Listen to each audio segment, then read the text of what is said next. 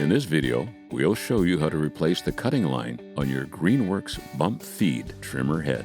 This guide can be followed for all battery-operated and corded models, featuring this fixed bump knob spool assembly. Be advised your unit may look slightly different.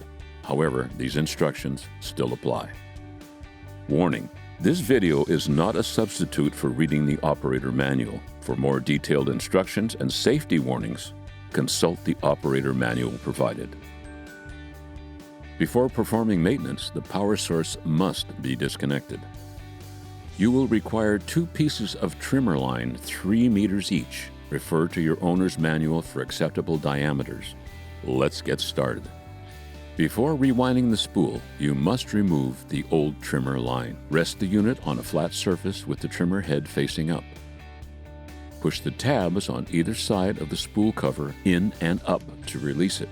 Please note, this may require a significant amount of pressure. Take the spool assembly out. Remove the remaining trimmer line and ensure there is not any debris in the trimmer head assembly. Cut the white retainer from the spool exterior. Be advised, this strip cannot and does not need to be reinstalled.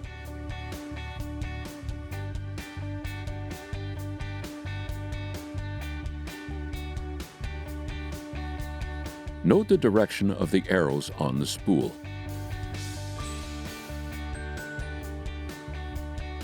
Insert the lines into the anchor holes on the spool.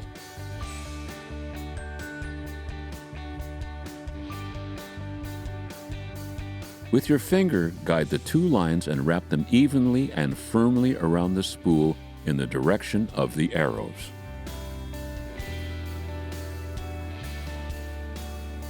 Secure the cutting lines in the guide slots as shown.